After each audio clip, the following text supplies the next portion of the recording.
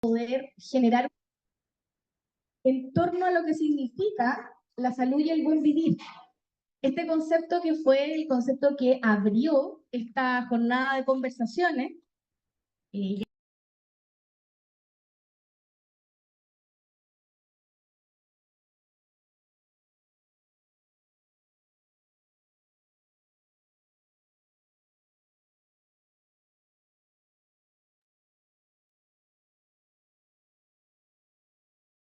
en la...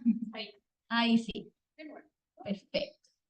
Estamos dándoles la bienvenida a este segundo bloque y al módulo 5, que es el módulo sobre personas mayores y cuidados, y haciendo un poco la conexión con el primer ciclo de conversaciones que tenía que ver con este paraguas conceptual que es el buen vivir, ¿sí? A propósito de lo que también nos mencionaba la doctora Vega en esta clase magistral sobre este cambio de mirada en la reforma y las posibilidades que nos abren el mirar al territorio, el mirar a las personas y el mirar a todas las distintas formas de vida lo más integral posible para poder entender no solo la salud, sino también el bienestar y el buen vivir como una forma de integrar y holísticamente entender nuestra digamos, cómo conformamos sociedad, comunidad, etc.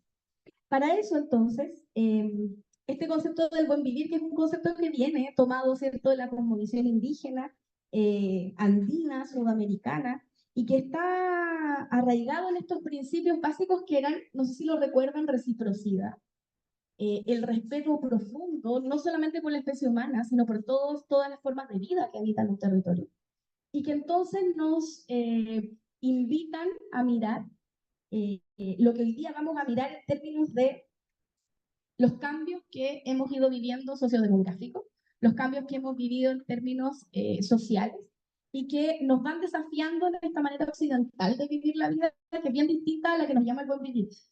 En esa idea que es más bien individualista, que a veces nos cosifica y que justamente en los sistemas de salud y de atención primaria las vivimos diariamente. Saludamos hermosamente lo que la doctora Vega nos mostraba en esta idea de cambios a la reforma y el poder mirar integradamente a la persona y que ésta pueda ser el centro del flujo de, no solo de la atención, sino cómo nos cuidamos y caminamos hacia una sociedad de cuidado.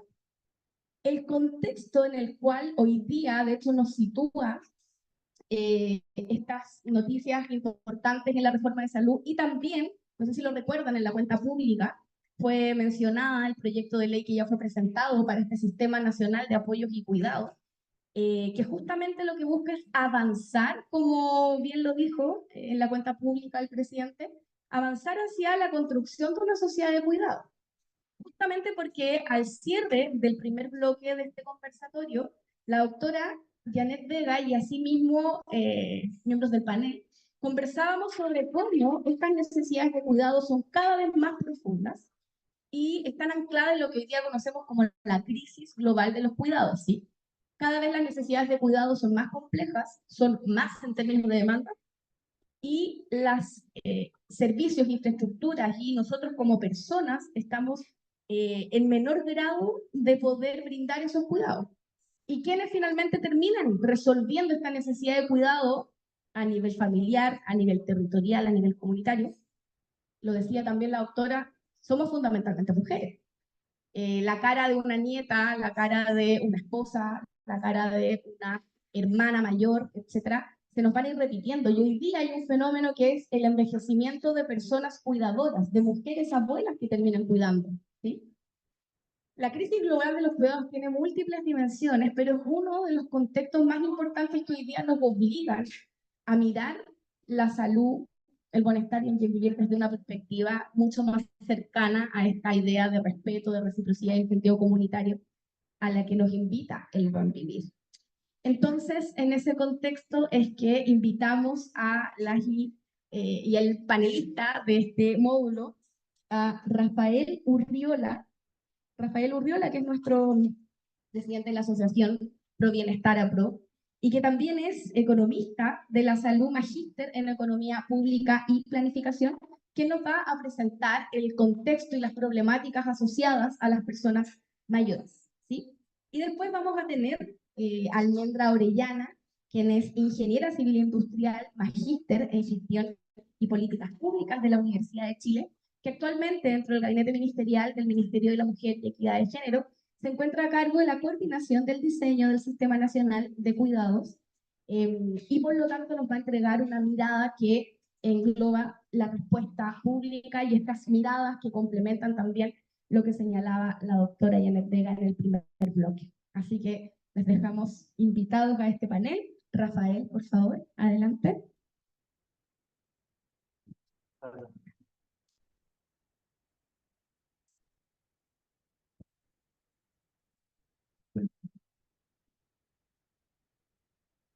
No voy a, no voy a volver a agradecer por estas invitaciones. Vamos a ir derecho al grano, a decir qué pasa con los adultos mayores. Es decir, aquí el punto esencial es que voy a intentar entregar muchos datos que nos dan cuenta de cómo la sociedad ha estado cambiando y sobre todo la velocidad de los cambios que ha recibido en el país. Les voy a decir una primera cosa, de que todas las predicciones de población que se han hecho por parte de los organismos especializados, de la CEPAL, de CELADE, que es el Instituto de... Todos se han quedado cortos permanentemente, sistemáticamente. Es decir, el proceso de cambio demográfico es mucho más rápido que lo que estamos incluso suponiendo. Por ejemplo, es decir, ahí tenemos, fíjense que 1750 no hace mucho, ¿eh? Si uno piensa en la historia en la esperanza de vida era 25 años. Hace 100 años en el país la esperanza de vida era 50 años. ¿Ya? Y ahora tenemos una esperanza de vida de 80 años para los hombres, 86 años para las mujeres. E incluso eso va también aumentando más rápido que anteriormente. Es decir, tenemos que prepararnos para una sociedad con una proporción muy alta de adultos mayores. Ahora, sí, o sea, aquí me escuchan, pero el problema es como se está grabando y se escucha mal. Voy a intentar acercarme lo mejor que se pueda.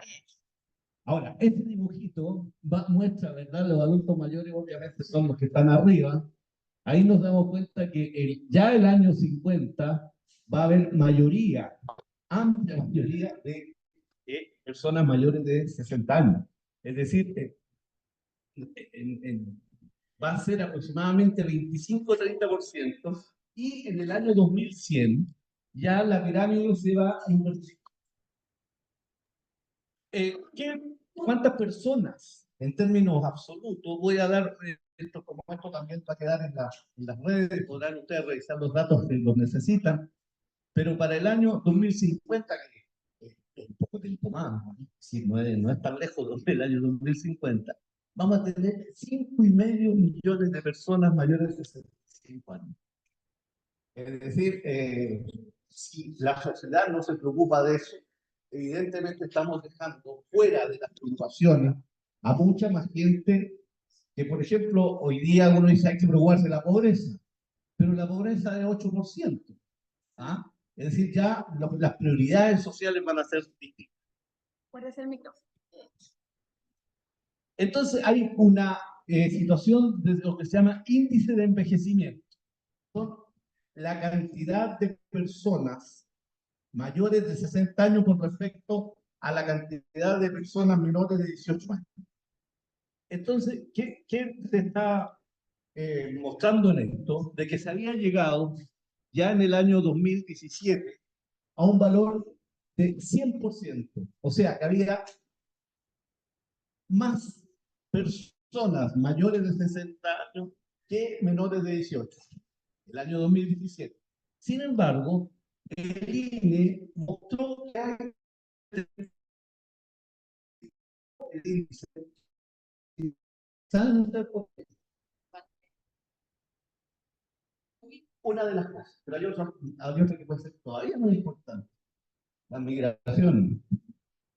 Porque los migrantes, ¿no es cierto? No, o sea, la gente no migra después de los 50, 55 años, ya no, la gente no migra. Hace turismo, pero no migra. Entonces, eso ha ido cambiando y Hacer que se tienen. tiene alguna importancia.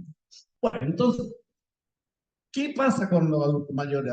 Ya dijimos, más longevos, ya dijimos, son más, dijimos, ahora vamos a decir, son más dependientes. Es decir, el 15% de las personas mayores de 65 años tienen riesgo de padecer demencia. Y todas las enfermedades mentales van a significar que las personas necesitan más ayuda de parientes cercanos. Lo más probable es que todos los que estamos aquí tenemos algún pariente que necesita ayuda, algún pariente que tiene mayor edad. Ahora, como además los adultos mayores son más longevos, que es lo que digo, es decir, la probabilidad entonces de estas enfermedades mentales también aumenta, porque a mayor edad hay más probabilidad de estas enfermedades mentales, entonces se requiere más dependencia. Más solo. Además, entonces, de dependiente, las personas mayores son más solas. Fíjense que el, el año 1990 había un 4.8% de hogares que vivían personas mayores de 64 años.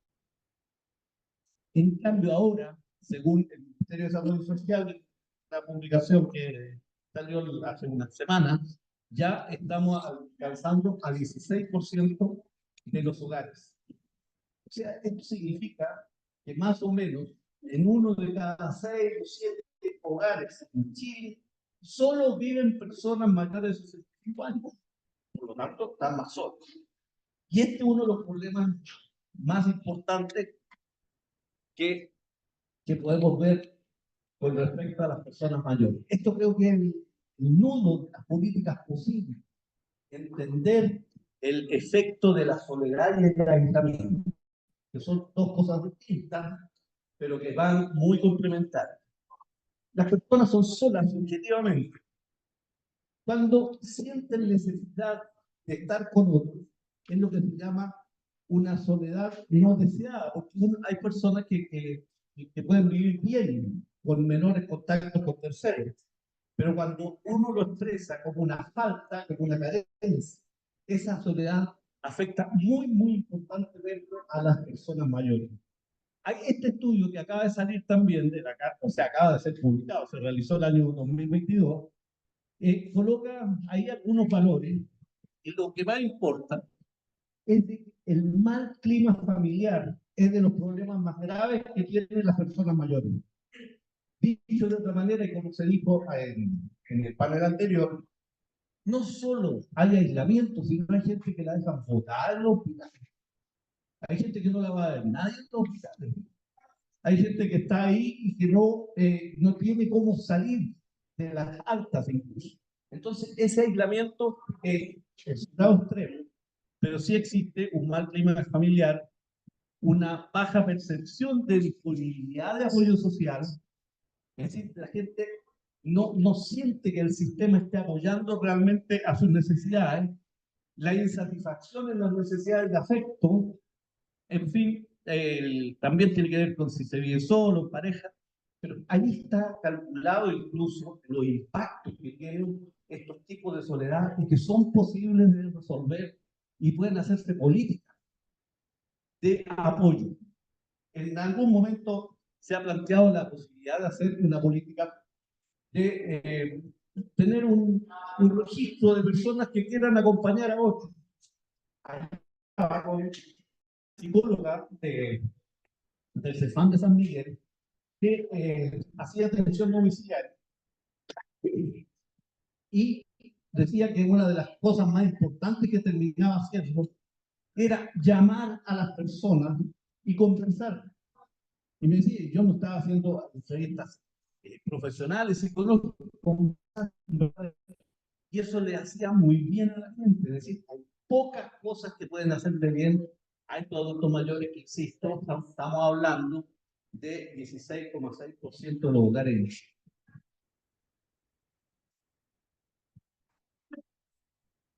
Pero los impactos son también en términos de ingresos, por eso hicimos impactos sobre la salud, pero también impactos sobre el sistema de seguridad social. Las columnas azules reflejan a las personas pensionadas, por supuesto, adultos. Vean ustedes que la mayor parte de los pensionados se ubican en el decil más bajo, es decir, en los niveles más bajos de ingresos, y que esto va generando entonces mucha mayor necesidad de apoyo global, y que ese apoyo va más allá de salud, tiene que ver con el conjunto de las necesidades. Entonces, todo esto se suma, este gráfico también fue publicado hace un año, se suma de que vamos a tener cada vez menos trabajadores para mantener a más gente, esencialmente era para mantener a los niños, ahora es para mantener a adultos mayores. Es decir, también ahí tenemos un problema de seguridad social enorme y tiene que ver con la previsión que todos sabemos, el desastre que es la AFP para la gente.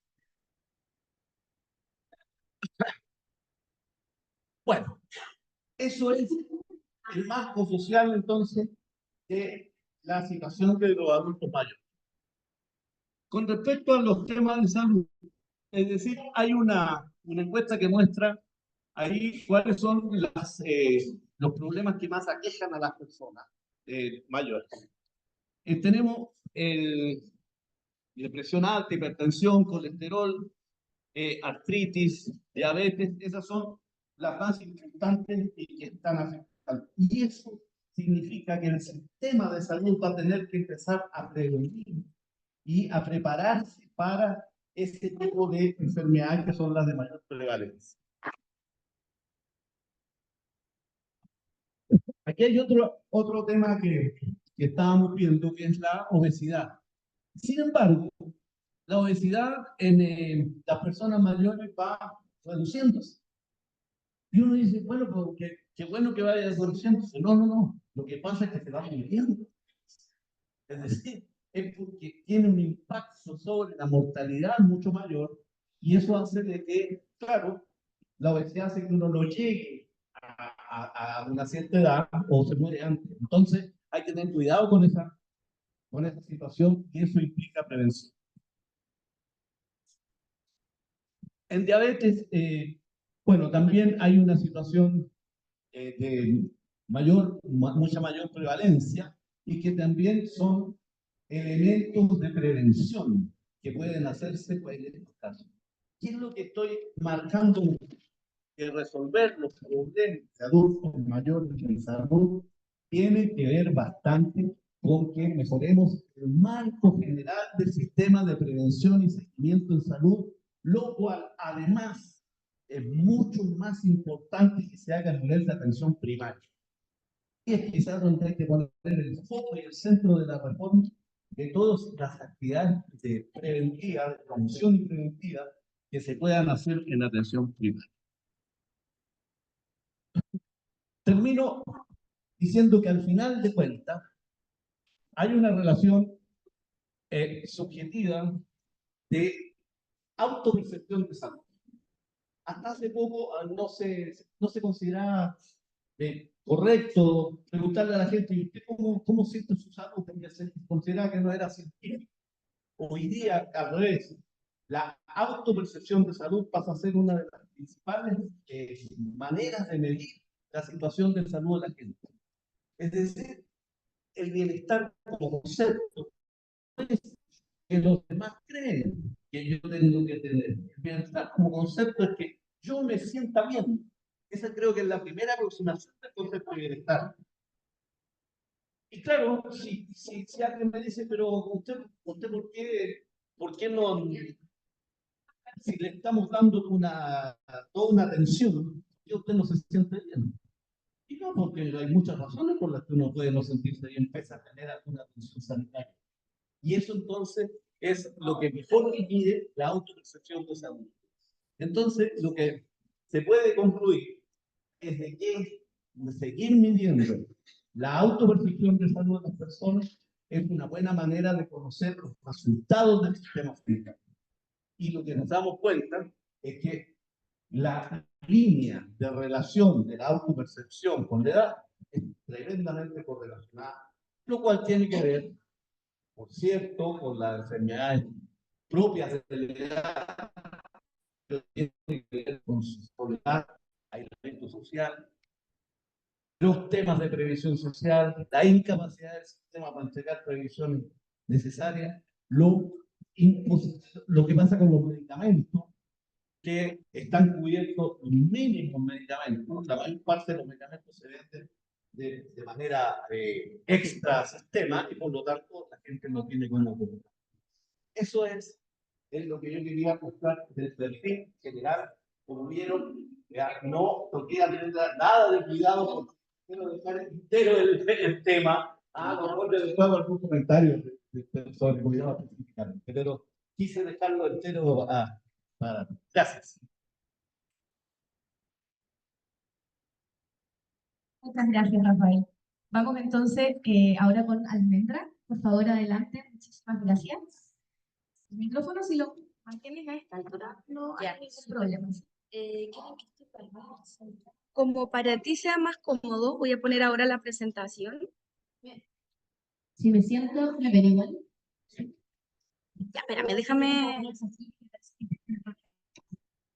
Mira, voy a hacer una.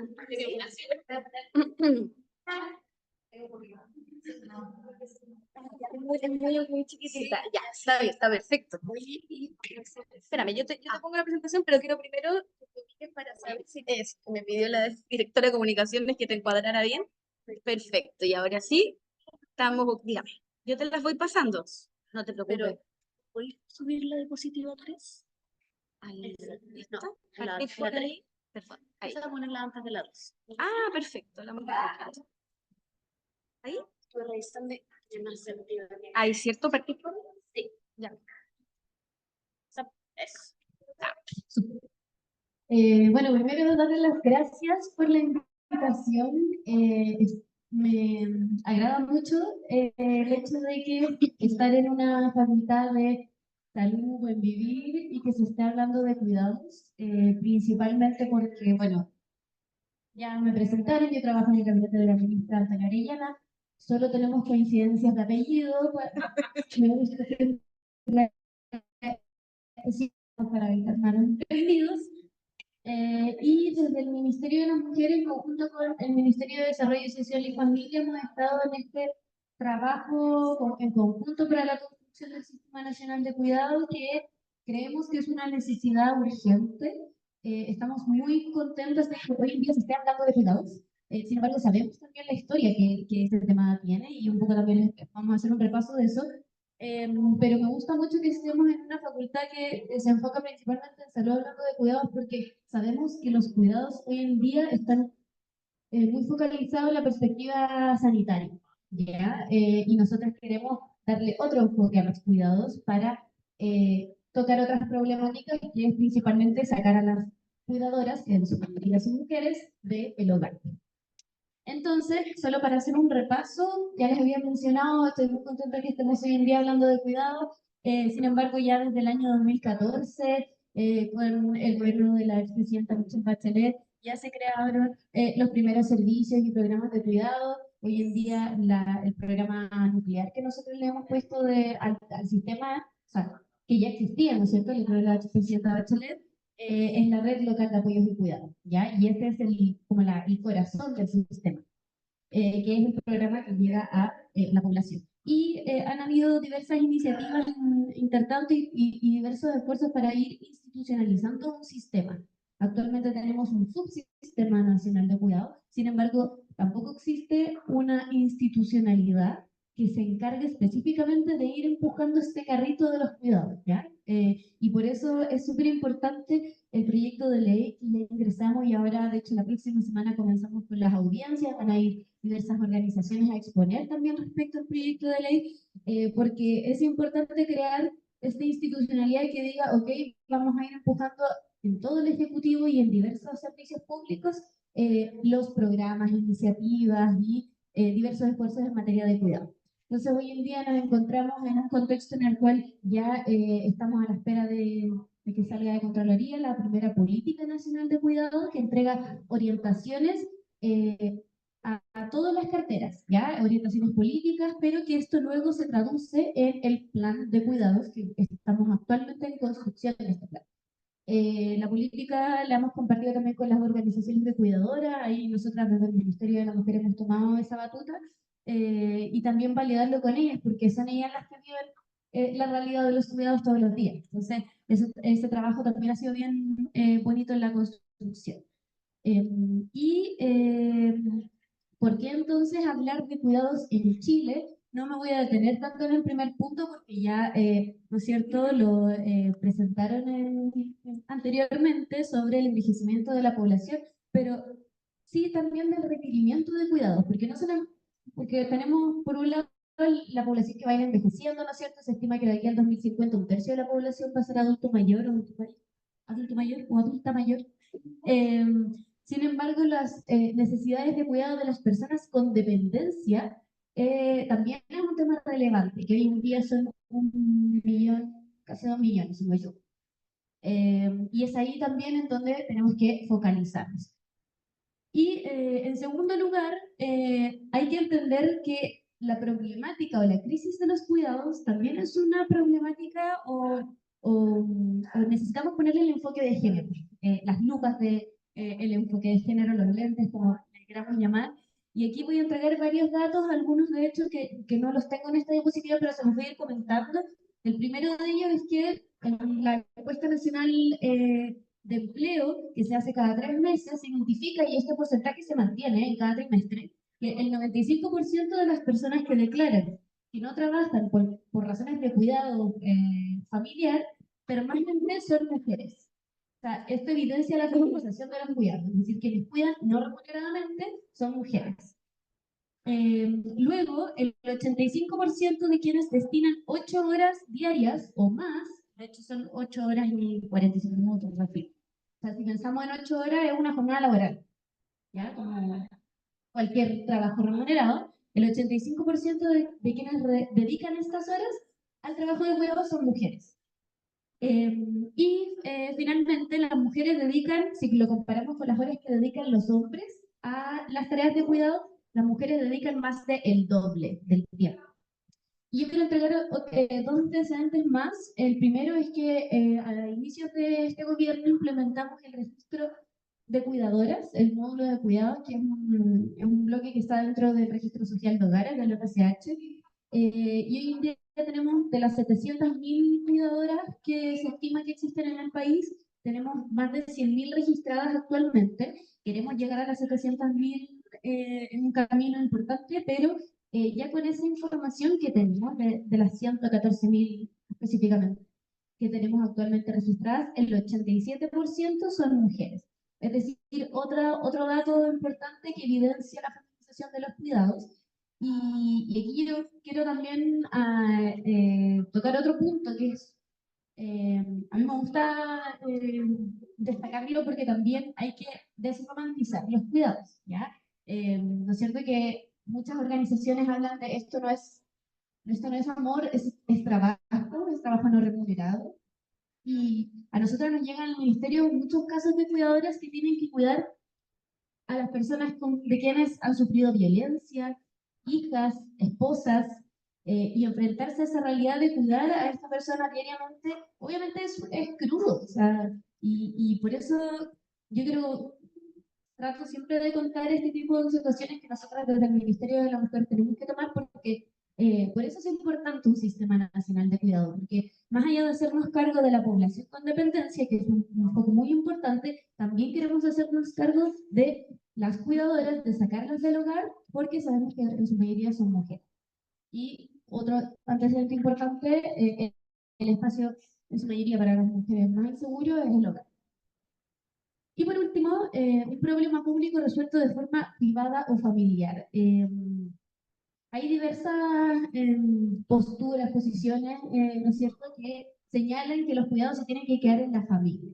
Sin embargo, cuando hablamos de la familia, tenemos diversas composiciones de familia, ¿no es cierto? Tenemos muchos hogares monoparentales liderados por mujeres, no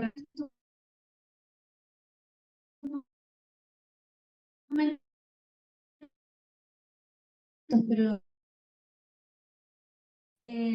reflejar esta problemática, porque nosotros no solamente queremos que los cuidados se queden en la familia, que sabemos que es una realidad y a veces en muchos escenarios es difícil modificarlo, pero también queremos darle protagonismo a el Estado, a las comunidades y a los privados, ¿ya? Es decir, que el Estado también se haga cargo de los cuidados, que las comunidades, por ejemplo, pasa mucho, a nosotras nos comentan que una mujer tiene que salir al CESFAM a hacer su consulta médica y no puede ir con la persona que cuida, entonces le pide a la vecina que cuide a su persona con dependencia. Entonces, eso también de ir generando estas redes comunitarias es parte de lo que nosotras en las diversas iniciativas que estamos impulsando queremos también potenciar. Y los privados, y aquí quiero hacer también un zoom cuando hablamos de resolverlo desde los privados, no quiero, cuando la gente piensa, pero los privados senior, sí, piensan al tiro como en estas casas de acogida que salen un mineral. Nosotros, de hecho, cuando hablamos de los privados, pensamos mucho en una realidad muy presente que es, por ejemplo, técnicos de la enfermería que trabajan en la noche, durante el día, y tienen jornadas bien extensas, y cómo también regulamos ese sistema para que las PERS, en su mayoría, ¿no es cierto?, que son quienes son contratadas para ejercer los cuidados de manera privada por los hogares, también tengan ciertos marcos regulados, más allá de que sean contratadas como una trabajadora de casa particular, ¿ya? Y desde ahí es que creemos que hay una necesidad de abordar los cuidados como un pilar del bienestar. Y esto lo mencionó el presidente en su cuenta pública, ¿no es cierto? Nosotros creemos que los cuidados, y estamos con que los cuidados son un cuarto pilar de la seguridad social, un cuarto pilar del bienestar, y desde allí es que queremos, bueno, en harto se habla en la literatura del diamante de cuidado, y básicamente es esto, ¿ya? Que es decir, distribuyamos los cuidados en la familia o los hogares, el Estado, las comunidades y los privados. Es decir, como cuando pensamos en una nueva organización social de los cuidados, la pensamos en este diamante, en esos cuatro actores relevantes. Bueno, esto un poco resume lo que les acabo de mencionar, porque es importante crear un sistema legal. Ya les hablaba, ¿no es cierto?, de ciertos incentivos que a veces, cuando no existe una institucionalidad que se haga cargo de esta problemática, nadie se hace cargo, ¿no es cierto? No me voy a detener tanto en esto, quiero pasar a la siguiente diapositiva, que es un poco contarles de que hoy en día ya estamos tramitando, estamos en el proceso legislativo de este proyecto de ley que ingresamos a inicios de este mes, que por un lado busca reconocer los cuidados como un derecho, y segundo, la creación del Sistema Nacional de Cuidado de manera institucional y mancomunado con diversos sectores, ¿ya? Dentro del sistema, uno de los instrumentos más importantes que queremos impulsar no solamente es la política, sino que es el plan, que el plan empuja a que todos los sectores, por ejemplo, educación, que tiene el programa de integración escolar, cómo le vamos dando ciertas orientaciones a ese programa para que pueda ir mejorando su implementación en función de las necesidades de cuidado que tiene el país. Y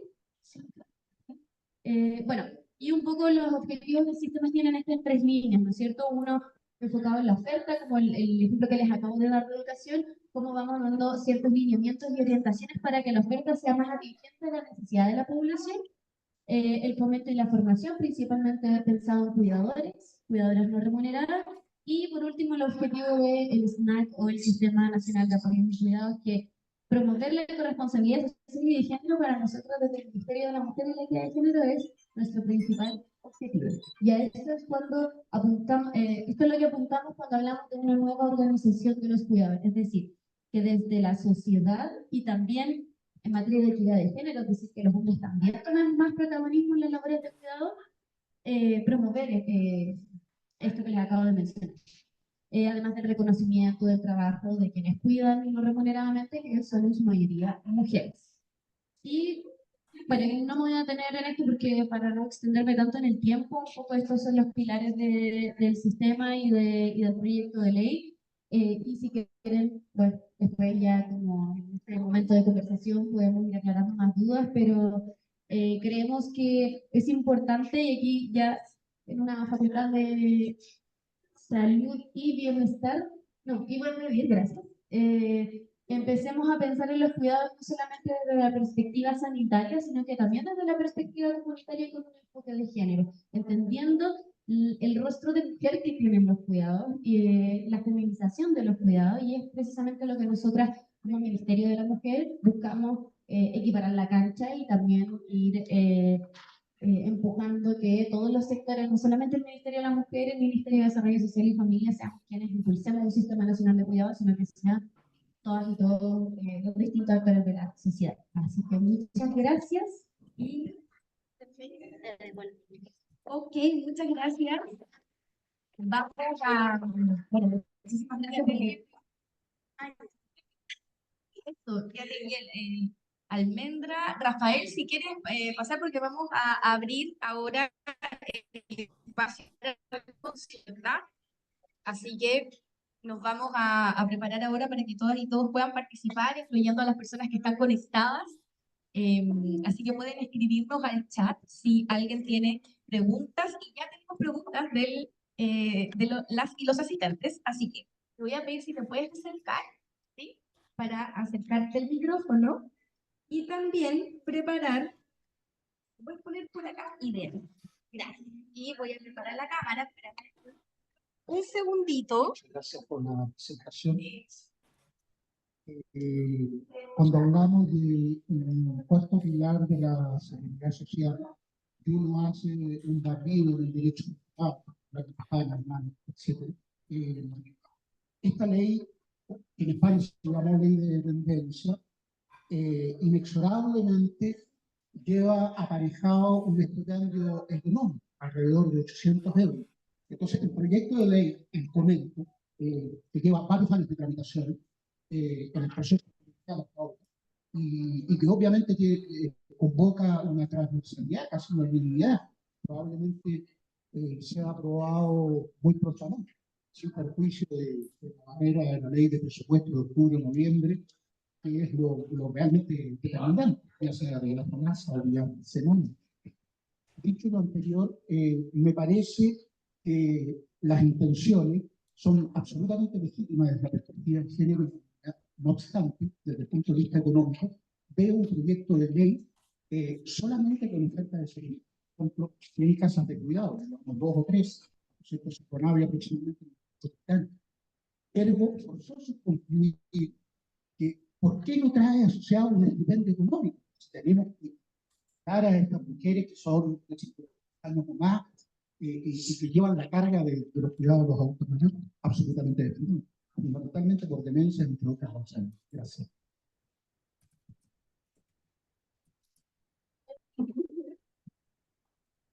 Sí, adelante. Espérame, ya. Voy a...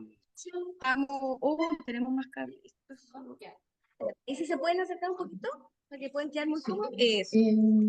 ¿Cuál era su nombre? ¿Cuál es Germán? Muchas gracias por la pregunta, Germán. De hecho, esta pregunta es algo que ha salido en varias discusiones y sabemos que va a seguir saliendo el tema del estipendio. Bueno, no sé si todos conocen lo que es el estipendio, es una subsidio, beneficio económico que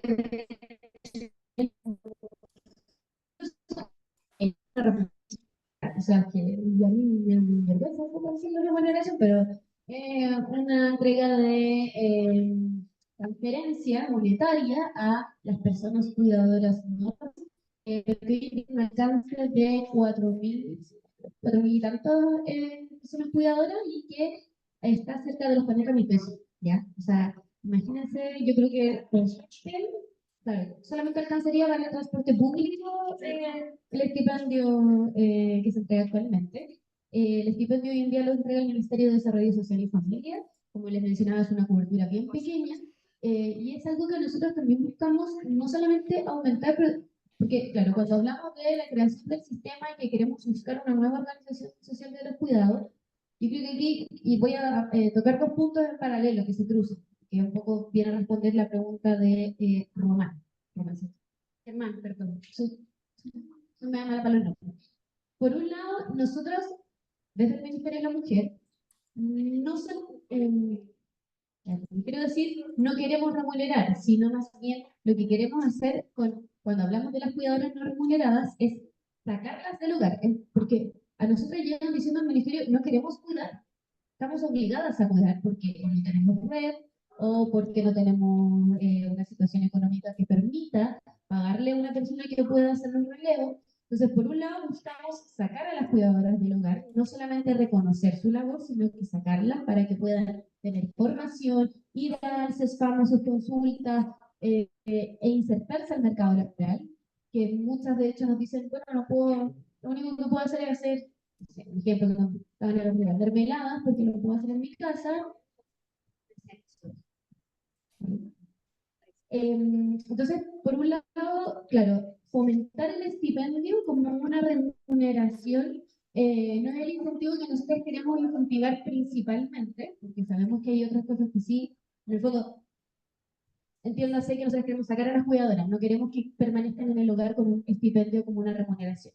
Sin embargo, sabemos que hay que entregar una transferencia monetaria a quienes están al interior de los hogares cuidando porque tienen diversidad los cuidados. De hecho, Alemania y Japón, si no me equivoco, tienen algunos seguros que se le entrega desde el Estado a las cuidadoras, entendiendo también que las personas con dependencia, los cuidados son muy diversos. Es decir, el de la casa de acá tiene una necesidad X y de la casa al lado tiene una necesidad muy opuesta. Entonces, precisamente por la diversidad de los cuidados es necesario entregar un servicio económico que permita hacerse cargo de ello. Y bueno, aquí yo traería el Ministerio de Hacienda para que el fondo nos pueda entregar un presupuesto mayor a las materias de cuidado como gobierno. Y aquí ya les voy a contar un poco de manera más transversal una de las requerimientos y restricciones que tenemos para poder hacer una inyección de recursos mayor a el estipendio y todas las iniciativas de cuidados tiene que ver con el pacto fiscal, ¿ya? El pacto fiscal que, si no me equivoco, son 24 reformas a distintas leyes que implica una mayor recaudación de recursos para que luego esos recursos se puedan inyectar a dos grandes ejes, uno que tiene que ver con seguridad y otro protección social. Y en la protección social, cuidados es el tema, ¿ya? Entonces, hoy en día, si bien además estamos posterior a una pandemia, bueno, ustedes mismos han podido ver en los medios como país hemos ido también encontrando cierta estabilidad económica, eso también nos repercute a nosotras cuando queremos impulsar iniciativas de cuidado y políticas y programas que puedan tener mayores recursos. Entonces, hoy en día nosotros estamos empujando este barquito con un marco de restricciones presupuestarias considerable y precisamente para ello es que estamos creando un sistema con una institucionalidad que tome esta posta y que vaya independiente de los gobiernos para poder ir impulsando precisamente que el presupuesto de cuidados sea mayor cada año. Y iniciativas como el estipendio puedan ir creciendo independiente de los gobiernos de turno. Espero haber respondido.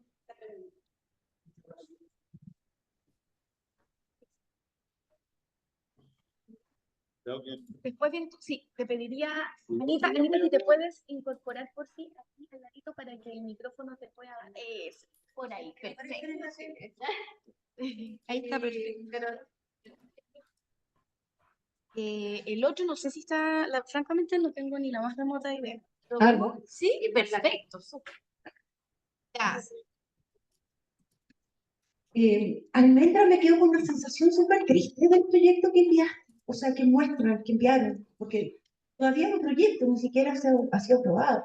Me parece tan pobre, o sea, como con ese proyecto se va a lograr de alguna manera visibilizar la problemática, pero ¿qué más? O sea, de verdad me parece de una pobreza increíble. O sea, entiendo que harta más dinero asignó el gobierno actual a las Fuerzas Armadas que al cuidado. Entonces, me quedo triste. O sea, realmente siento que hay una problemática que se visibiliza, no veo en lo que tú presentaste por lo menos, tú dijiste vamos a equiparar la cancha en términos de género, no veo la equiparación en ninguna parte. O sea, ¿dónde está eso que tú estás diciendo, con esto equiparamos cancha? ¿Cuál cancha? Si el 97%, el 95%, el 87% sigue siendo responsabilidad de las mujeres, y no veo ningún punto donde se trabaje todo eso. ¿Ya? Cuando tú dices vamos a trabajar con las redes comunitarias, con la vecina, o sea, no mujeres. Y no veo tampoco que se incorpore en esta ley, en este proyecto de ley, porque una cosa es lo que ingresa como proyecto a la Cámara y sabemos bien que es bien distinto lo que puede salir de ahí, que puede ser más miserable todavía. ¿Mm? Entonces, no veo tampoco dinero como para una infraestructura, como para mejorar alguna cosa. De verdad me quedé súper sorprendida y a lo mejor será que no lo vi bien. Bueno, sí, o sea, puedo responder, vamos a hacer una uno a uno, digamos. Ah, ok. Lo que pasa es que yo creo que lo que dice la profesora Ana María es bien real en términos de que no estamos haciendo una apuesta que se necesita, una apuesta por el buen vivir. Estamos en la etapa, yo la llamo de reparación de situaciones que pueden ser muy precarias todavía. O sea, como lo importante y lo necesario que es que como sociedad pongamos estos temas sobre la mesa, pero los pongamos diciendo aquí o se hacen cambios profundos al sistema de convivencia que tenemos y pasamos de una sociedad que nos ha construido en el individualismo como exitista, incluso como exitista de desarrollo, cosa que no es. O sea, mostrar cómo el modelo de desarrollo actual nos está llevando a situaciones de riesgo social máximos, ¿no? Porque efectivamente la sociedad del cuidado, aquí en Chile por lo menos, pueden haber países desarrollados que la tengan mejor, pero no existe, sino que está basada en la mano de obra individual y no reconocido. Y ahí es donde viene el tema de género. Por lo tanto, seguimos invisibilizando el tema de género, ¿no? Como sociedad completa.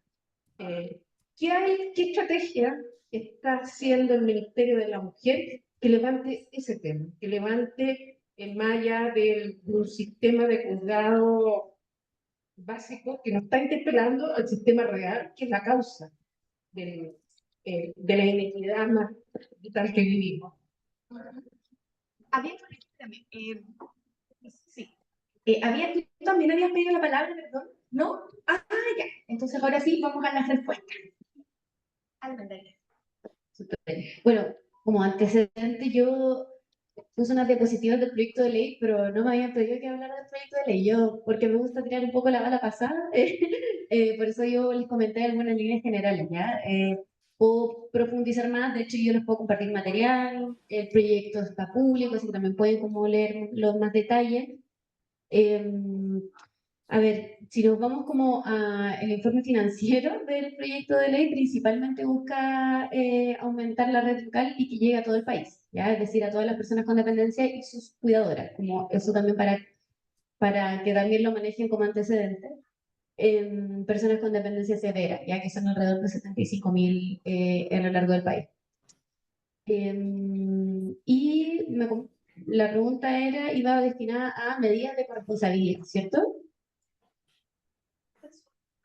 Inversión. Bueno, claro, de hecho, el presidente de la cuenta pública anunció los 100 centros comunitarios de cuidado que van a estar, la gran mayoría inaugurados al final del gobierno. Esa es uno de los pilares que nosotros vamos a dejar como herencia y que la idea es que exista no solamente un espacio para que las cuidadoras puedan asistir, sino que también para que la comunidad pueda asistir y se generan diversas. De hecho, nosotros desde el Ministerio de la Mujer, los programas del CERNAMEC también van a tener presencia en esos centros. Cuando hablamos de infraestructura, sabemos, a ver, yo creo que comparto también la preocupación de ustedes.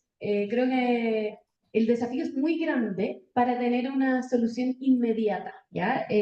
Sabemos también que un proyecto de ley como tal puede, de hecho, sufrir varias modificaciones en el Congreso. Nosotros, de hecho, estamos recién empezando la tramitación del proyecto de ley y estamos trabajando muy de la mano con el Ministerio de Desarrollo Social y Familia para que esto se tramite y avance, se legisle, sea ley. Y esto es una primera, y no, ni siquiera es primera, yo voy a decir una piedra más, porque obviamente vienen, los esfuerzos vienen de varios gobiernos anteriores. Em, pero, y aquí también quiero destacar que este proyecto de ley no va a venir a reformular programas como tal, sino a instalar una estructura que permita ir avanzando en cuidados independientes de los gobiernos, ¿ya? Aquí creo que, y la ministra también lo señala en varias instancias cuando hablamos del proyecto de ley, no hay que confundir como la tramitación legislativa, lo que se puede lograr por ley, con lo que vamos a hacer como el trabajo regular de los ministerios, que es aumentar los presupuestos, es rediseñar los programas, que sean atingentes a la población, y el proyecto de ley viene a entregar un esqueleto y una estructura que permita que esto trascienda en el tiempo. Y aquí yo quiero destacar, bueno, nosotras desde el Ministerio de la Mujer, que tenemos, tenemos 9 años de vida, y uno de nuestros giros es precisamente la transversalización del enfoque de género en el Estado, ¿ya? ¿Y cómo hacemos eso? Mediante los planes de acción. Y aquí tenemos un equipo que trabaja con todos los sectores, que se reúne semanalmente con las diversas contrapartes de los ministerios para ir empujando y diciendo, bueno, ok, ¿cómo van ustedes con la incorporación del enfoque de género en este programa que nosotros les sugerimos hace 2 meses atrás, por ejemplo?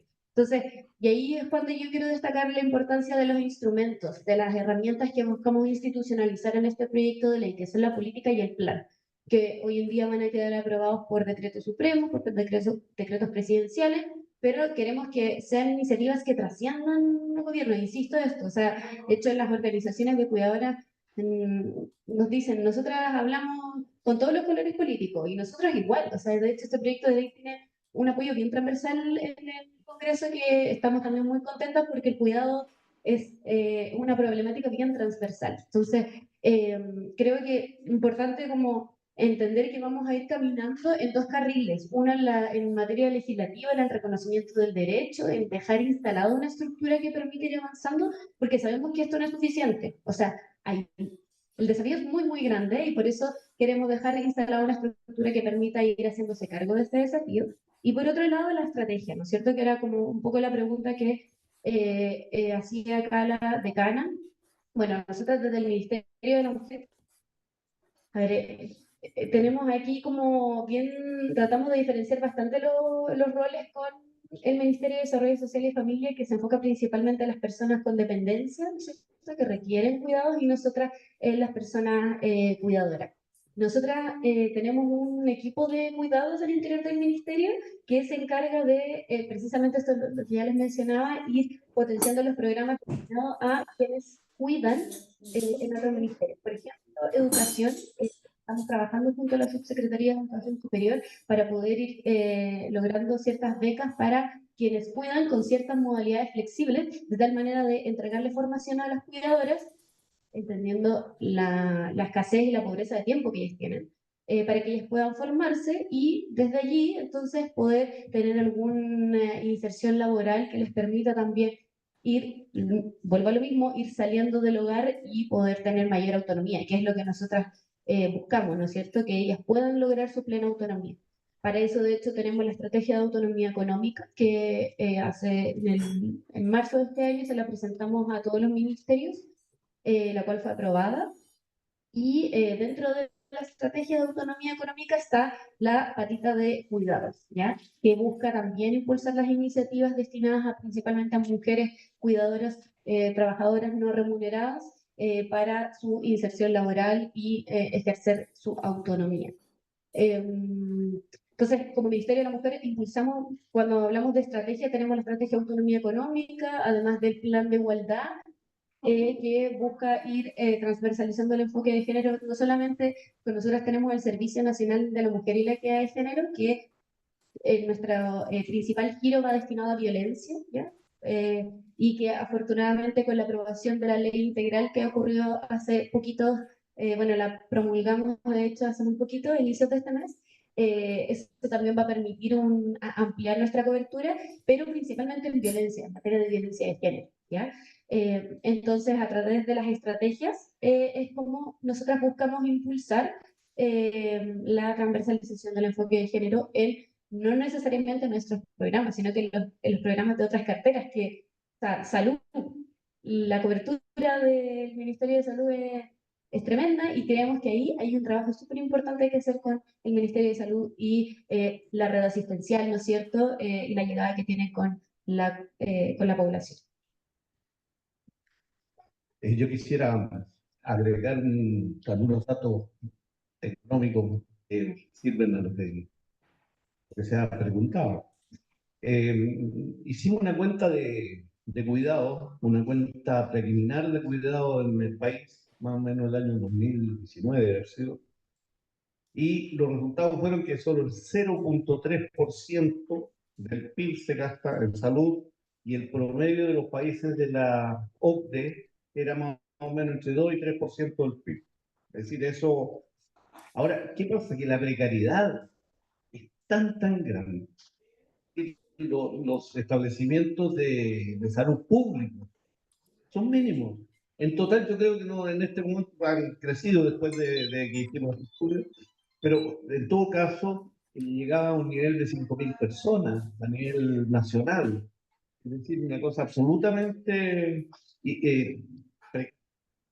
el presidente ofreció 100 establecimientos, yo creo, yo creo que va a ser un grave problema conseguirlo. O sea, yo quiero ser bien honesto, que pasar de 10 a 100, lo que significa, porque no son solo los establecimientos, no es solo la inversión, sino la gente que va a trabajar, etc.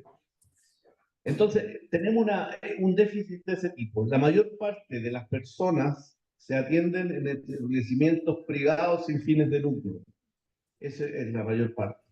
Y la mayor parte de las personas no son remuneradas, que si uno le pusiera algún valor al trabajo no remunerado, evidentemente que eso podría aumentar el Producto Interno Bruto del país. Pero bueno, eso sería una chiquiñuela económica, porque el problema es otro, ¿no? Pero lo concreto es de que la precariedad es extremadamente grande y por lo tanto yo coincido en que no se pueden hacer este tipo de proyectos sin poner una disposición al menos a inyectar recursos importantes, justamente por la precariedad económica.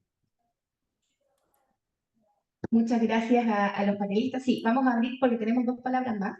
Y también me gustaría agregar datos de contexto, ¿sí? En este caso yo como moderadora, pero también usuaria del sistema de atención primaria como ex tutora de alguien de mi abuela que cuidé por más de 10 años. Y también como evaluadora de programas sociales en mi experiencia profesional y es asesora de género del Ministerio del Trabajo y Previsión Social. Contarles que yo me imagino que el programa de atención domiciliaria para personas con dependencia severa, ustedes lo conocen, ¿no? Es un programa de atención primaria que tiene una de las interfaces entre Estado y familia y personas con necesidades de cuidado de primera fuente. A mí me tocó empezar a ser tutora de mi abuela cuando existía el programa Postrados, que es como el abuelo de este nuevo programa. Y aún así, cambiando los enfoques y mejorando esta interfaz, las atenciones que debieran ser por lo menos 2 controles al día, para tener al día tanto a la persona cuidada como a quien la cuida, debieran ser 2 al semestre. Y hoy día no alcanzan, sobre todo después de la crisis de la pandemia, no alcanzan a hacer 1 al año. Entonces, el abandono, digamos, institucional en el cual las familias, en comunas en las cuales yo he vivido esto, en Conchalí, por ejemplo, es de nivel de precariedad y, por supuesto, de falta de infraestructura y de presupuestos para que incluso los equipos médicos puedan salir de sus espacios de atención primaria y llegar a donde estamos, una comuna que es periférica, ni siquiera es, digamos, recóndita o tiene problemas de conectividad. Es tal el nivel que un proyecto de ley y sobre todo de políticas a partir de la gestión social local de salud y con el Ministerio de Desarrollo Social, que integra apoyos a cuidados territoriales que tienen una perspectiva comunitaria, es realmente una piedra, una ancla en el territorio que es un avance. Y es un avance que probablemente no es suficiente para la tremenda necesidad, sin lugar a dudas. Sin embargo, que sea un proyecto de ley y que tenga la posibilidad de tener acuerdos transversales, permite no solo que sea política pública, efectivamente, como podría ser parte del sistema de protección social, que fueron las grandes luchas que se dio, digamos, de los primeros y segundos gobiernos de la exministra Bachelet, sino que también permite que se puedan anclar los caminos para aumentar el presupuesto. Porque hoy día la gestión, y lo conozco y ahí por eso señalo, fui asesora de género de la ministra Jara, la gestión del Ministerio de la Mujer se hace con presupuesto cero. Es un ministerio que tiene el presupuesto más bajo de la cartera y que lo que justamente hacen es trabajar intersectorialmente a través de planes como atajos de política pública para lograr que con los recursos de otras carteras, como por ejemplo salud y desarrollo social, puedan incorporar esto como una política transversal y a tiempo medio y largo plazo, como es por ejemplo el Sistema Nacional de Cuidado, sin poder dar una respuesta inmediata. Entonces, para quienes gestionamos programas sociales en los territorios, es tremendamente importante tener datos de contexto. Sabrán ustedes que después del 4 de septiembre no pudimos tener un derecho a los cuidados en la Constitución. Por lo tanto, que un proyecto de ley de estas características permite el reconocimiento de un derecho al cuidado, que ni siquiera existe en Chile un derecho a la salud, es, por cierto, un tejo pasado que va a resolverse en el Parlamento, para el que, por supuesto, tampoco tenemos mucha agua en la piscina, pero sí es un tema de acuerdo transversal que es una tremenda necesidad. Y a partir de ese acuerdo poder ir avanzando, en, ojalá, ir mejorando el pacto fiscal y la reforma tributaria, que sin un peso no hay más avances posibles. Y esos contextos presupuestarios donde realmente sabemos dónde están las prioridades y los temas de género, lo sabemos a lo largo de toda nuestra historia, nunca han sido realmente prioritarios. Y es muy difícil pensar que el 7,5% del PIB para un sistema nacional que necesitamos para ayer, lo tengamos mañana o en el corto plazo.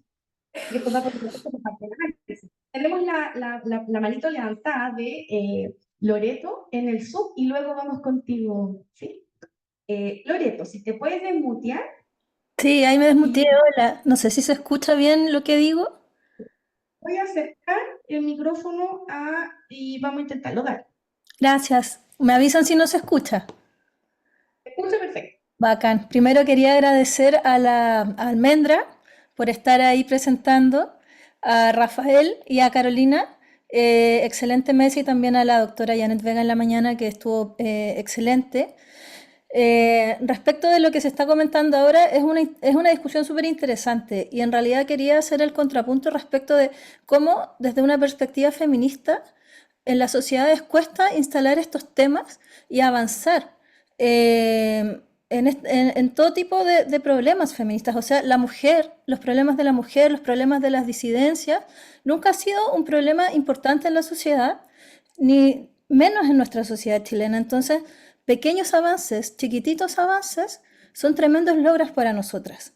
Y en la medida en que vamos dando estos pequeños logros, yo creo que la consigna es levantarnos entre nosotras también y avanzar juntas en estos pequeños pasos, porque en la medida en que una compañera o un grupo de compañeras, aunque no sean nuestras compañeras favoritas, dan medio paso y se levantan otras compañeras feministas y lo tiran para atrás porque es insuficiente, chuta, no logramos nada. Entonces yo creo que ahí es importante desde todos los sectores, desde la academia, desde la calle, desde los movimientos sociales, desde el gobierno, en lo que se pueda ir avanzando e ir colaborando en estos pequeños avances que podemos lograr. Nosotras como feministas es difícil de un día para otro tener un cambio sustantivo en un sistema nacional de cuidados, porque en Chile está, y en el mundo en general, pero sobre todo en un país como Chile, para todo el mundo es obvio que una mujer se tiene que quedar cuidando a una persona. O sea, es una cosa que es de la sociedad, está metido en la cabeza de las personas. Entonces, lo que está haciendo en este minuto el Ministerio de la Mujer es cambiar un paradigma social. Más allá del dinero que se le puede inyectar en este minuto, estamos levantando un cambio de paradigma desde todos nuestros espacios. Entonces yo creo que eso es importante también reconocerlo, porque desde el minuto en que un gobierno levanta la mano y dice, oye, para nosotros el cuidado es algo fundamental, chuta, el solo hecho de explicitarlo es un tremendo avance, aunque no tenga recursos, porque en este minuto a lo mejor no están las condiciones para que estén esos recursos. Y es como decir lo del aborto, es como decir ya, mañana va a haber aborto libre.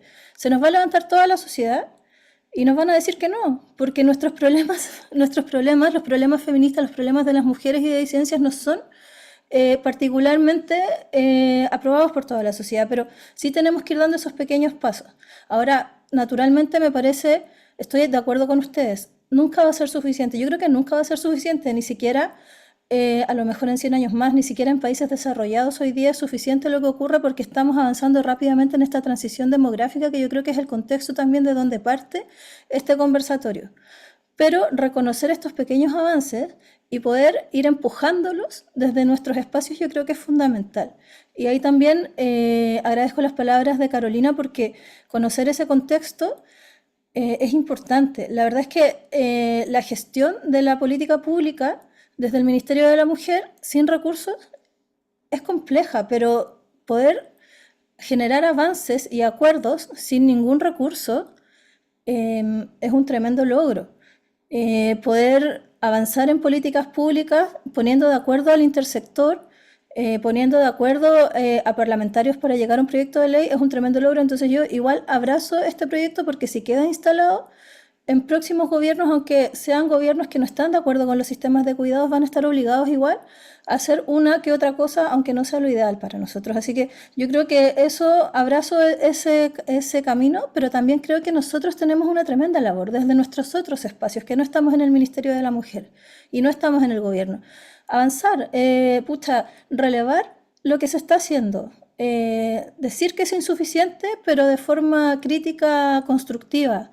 Desde todos los espacios universitarios, cambiar las mallas de los profesionales y empezar a relevar el sistema de cuidados y cómo los profesionales de la salud tienen que abordar desde otro punto de vista este tipo de situaciones.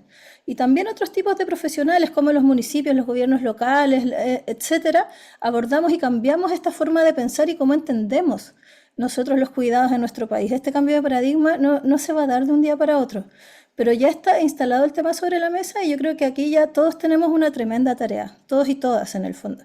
No es solamente el Ministerio de la Mujer, somos todos los que tenemos que ir avanzando ahora para que esto pueda hacerlo lo antes posible realmente, porque sabemos que es una necesidad urgente. Así que eso, y muchas gracias. Gracias, Lorena. Muchísimas gracias. Vamos ahora entonces con la palabra, tu nombre. Buenas tardes. Muy cortito, yo quería aprovechar la oportunidad de visibilizar 4 aspectos que tienen que ver con la generación de personas que requieren cuidado, que tenemos un déficit grande en la promoción de salud y que nos pone en un riesgo de esa curva que nos mostraba Rafael.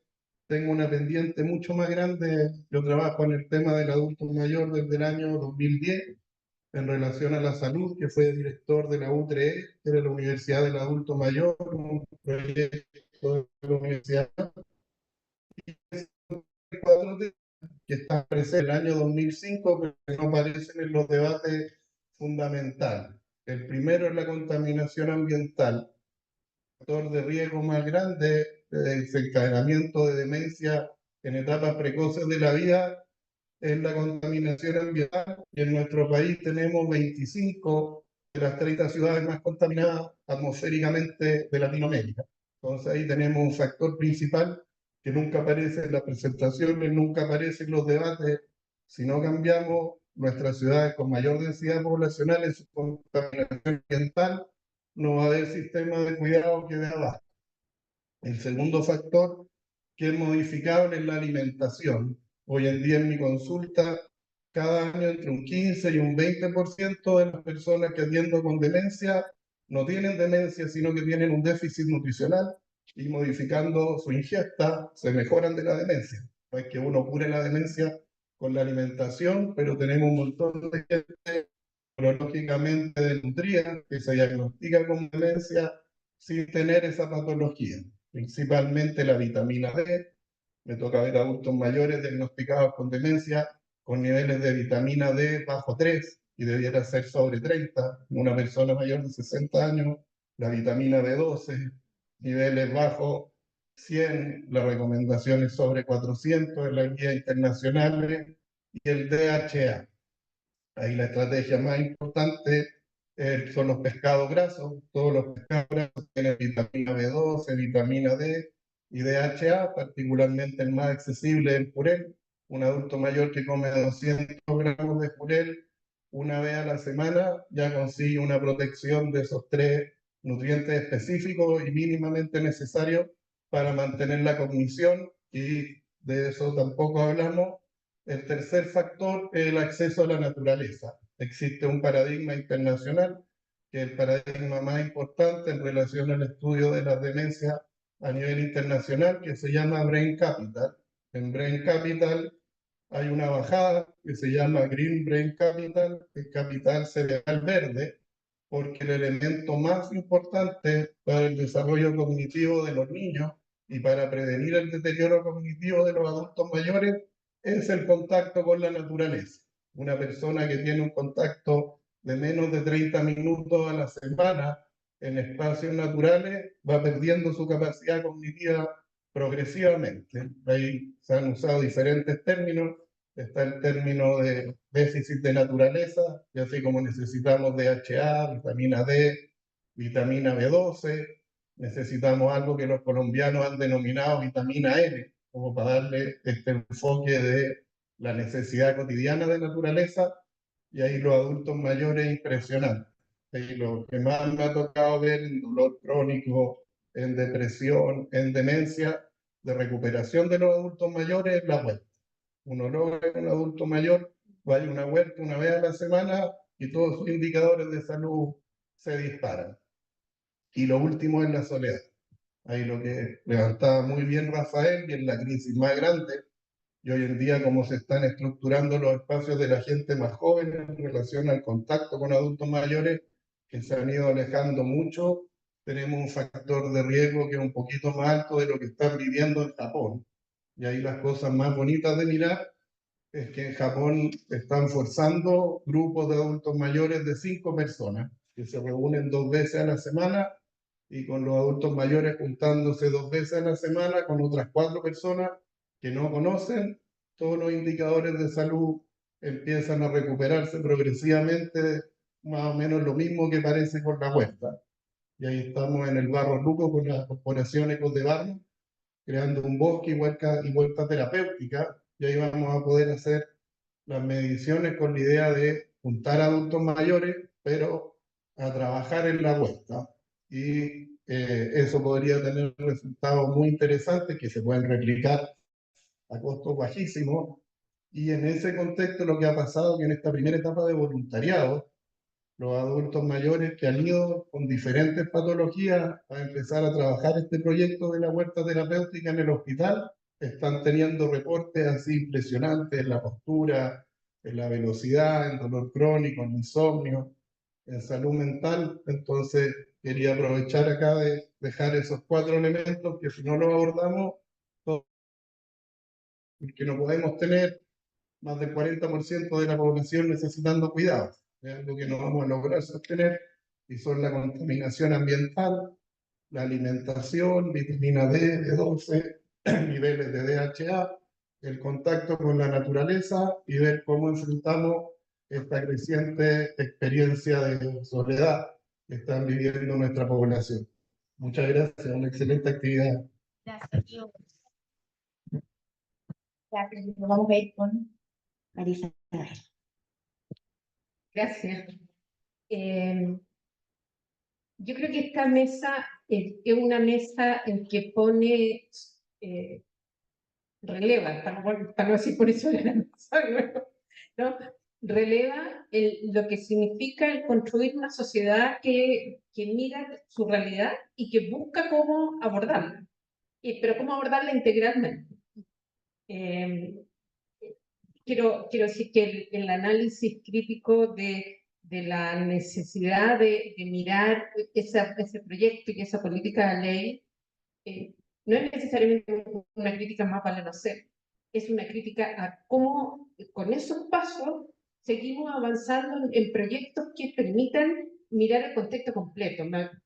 Me acuerdo y hago referencia de cuando partió el Chile Crece Contigo, Ajá. que es parecido a cuando creció al estipendio, Sí, que hablabas tú, ¿no? Es decir, que uno dice, eso nunca va a resolver, porque es muy chiquitito, pero te pone sobre la mesa cómo relacionarte con otros aspectos para poder abordar un tema que no es monocausal, que no es por una línea. O sea, el tema de género y del cuidado en la sociedad es un tema que traemos desde el modelo de hace, no sé, 1000 años, podríamos decir, para no decir solo por el colonialismo. O sea, es un modelo donde se ha planteado que es la mujer la cuidadora y hasta hace muy poco era extraño que la mujer saliera a los trabajos sociales. Entonces, el poner, el relevar que el cuidado es un cuidado, es una acción pública y que tenemos que mirarlo públicamente, es un cambio que tiene que estar en todo. O sea, quiero decir que tiene que estar en la universidad, tiene que estar cuando uno a veces le dice, oiga, pero ¿cómo no cuidó? Y le estás cargando a la persona cuidadora cualquier error en la situación que hace que te digan yo no quiero cuidar. O sea, la carga es tan grande y es tan solitaria que quedo sin oportunidades de desarrollo, ¿no? O de convivencia. Esos son los puntos críticos que no se pueden dejar de mirar, digamos, para construir primero un trabajo intersectorial y por otro lado para buscar cuál es el rol de cada uno de las políticas sociales que te permiten ir abordando este tema. No un tema a largo plazo, porque ya vimos los datos que dice Rafael, pero sí es, por lo tanto, un tema imperativo que el sistema político-social, en este caso de nuestro país, lo mire. Y lo mire en esa perspectiva, es decir, que hay una situación integral en que o nos construimos como sociedad del cuidado o empezamos a tener un abandono que nos va a deteriorar profundamente nuestra convivencia, ¿no? Es como ese punto crítico. Creo que lo que dice Ivo es muy interesante porque nos pone sobre la mesa lo que significa, y aquí quiero volver un poco al concepto del buen vivir, a que el buen vivir ocurre en la relación, y ocurre en la relación entre las personas, con las personas, pero también ocurre en la relación con la naturaleza y con el contexto. Es decir, y eso muchas veces en los modelos de formación que tenemos aparece como que son estancos y disciplinas separadas las que pueden saber o puedan responder a una situación de esta categoría. Y lo que a mí me queda como a destacar es que si no somos capaces de mirar la integralidad de la situación del cuidado y avanzar a una sociedad que busca responder a las variables que evitan el daño,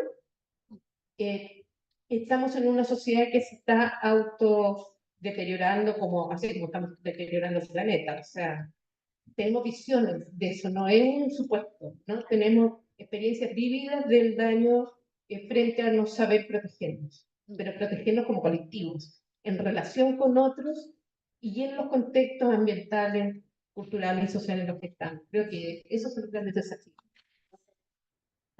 Perdón, de la hora.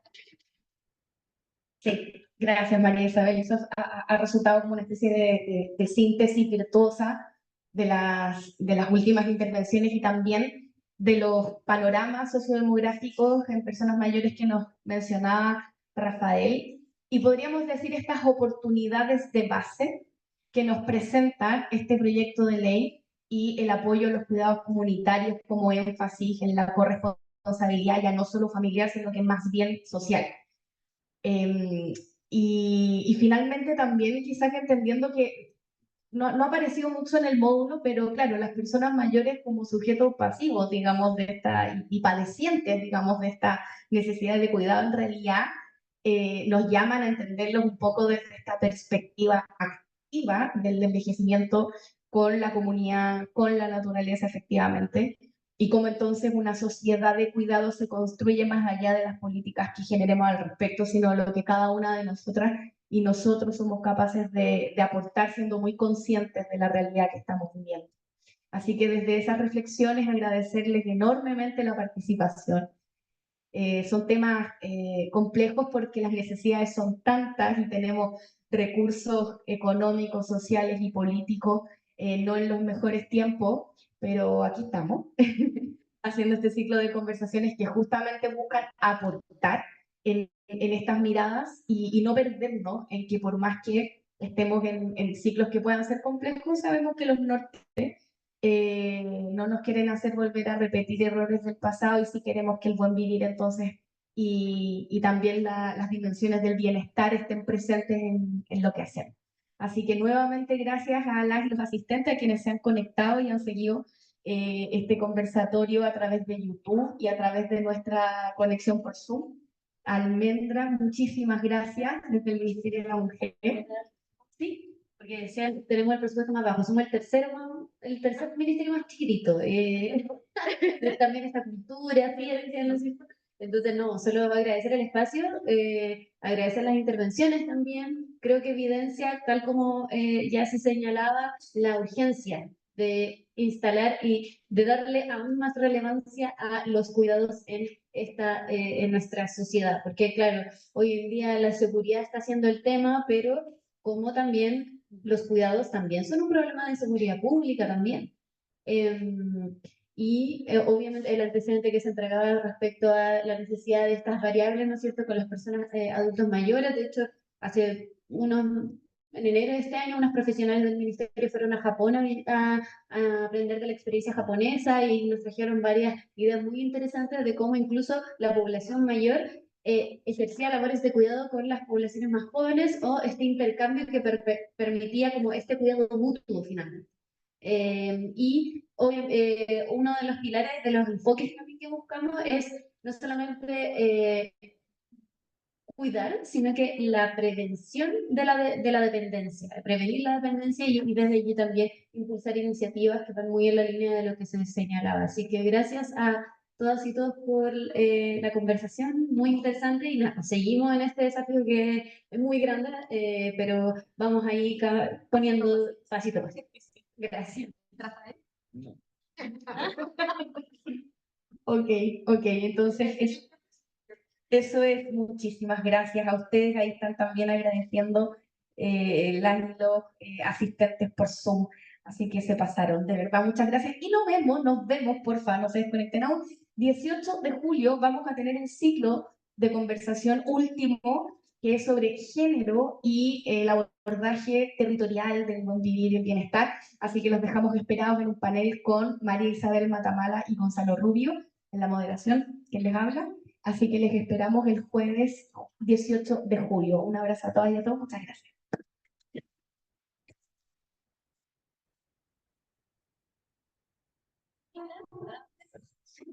Fita nos salvó. Gracias.